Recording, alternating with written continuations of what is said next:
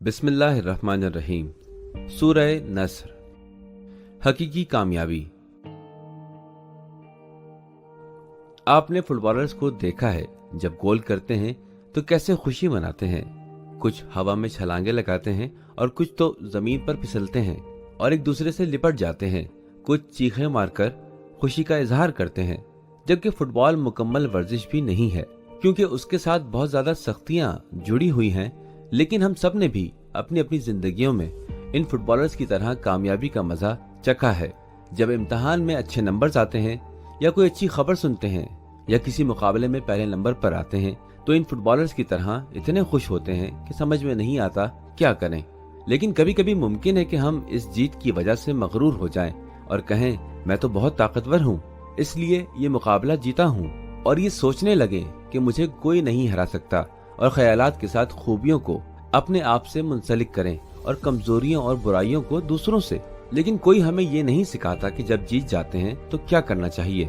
ज्यादातर जीतने वाले अफराद अपनी गुज़िश्ता सख्तियों के बारे में बात करते हैं। इसीलिए हमने बहुत बार सुना है कि हार जीत के लिए मुकद्दमा है, या एक अच्छा मैनेजर वो है कि जो सख्त हालात में चीजों को मैनेज करे।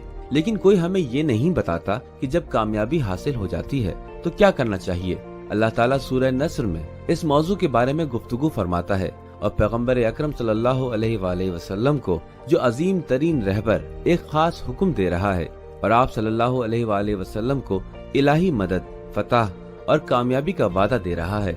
इज़ा जाअ नस्रुल्लाहि वल फतह व रअयत अन्नास यदखुलून फी दीनिल्लाहि अफ़वाजा। जब खुदा की मदद आ पहुंची और फतह हासिल हो गई और तुमने देख लिया कि लोग फौज दर फौज खुदा के दीन में दाखिल हो रहे हैं, इस सूरत हाल में दो अहम काम अंजाम दो। पहला ये कि फसब्बिह बिहम्दि रब्बिक, अपने रब की तारीफ के साथ तस्बीह करो, और ये भूल नहीं जाना कि खुदा ने तुम्हारी मदद की है, क्योंकि तुम अकेले उन कामयाबियों को हासिल नहीं कर सकते थे। तो ऐसा नहीं हो अपने आप पर मगरूर हो जाओ और ऐसा सोचने लगो कि अल्लाह ताला के दीन को और अल्लाह ताला को तुम्हारी मदद की जरूरत थी। अब जबकि इस बात की तरफ मुतवज्जा हो गए तो अल्लाह ताला की तारीफ के साथ तस्बीह करो। तस्बीह करना यानी अल्लाह ताला को हर ऐब और नक्स से पाक व मुनज़्ज़ा जानना है। उसके अलावा अल्लाह ताला की हर हाल में हम्द करना, क्योंकि वो वाक़ईन काबिल तारीफ है।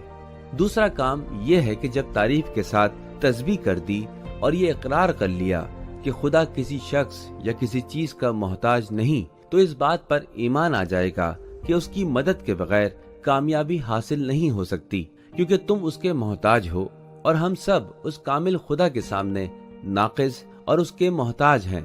अपने ऐबों और नक़ाइस का एतराफ करो और अल्लाह ताला से चाहो कि तुम्हारे ऐबों को छुपा ले और उसकी इस्लाह करे।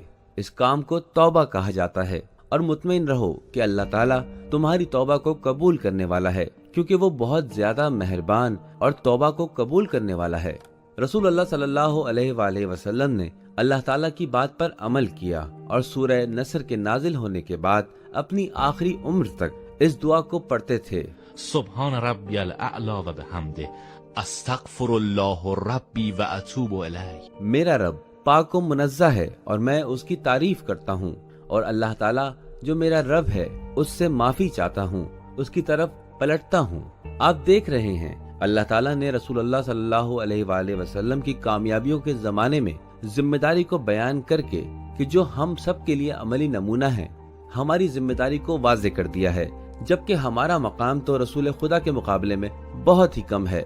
तो हमें इस बात पर मुकम्मल अबूर हासिल करना चाहिए कि जब कामयाबी हासिल हो तो अच्छाइयों को अल्लाह ताला से निस्बत देनी चाहिए और नक़ाइस और खामियों को अपने आप से निस्बत देनी चाहिए।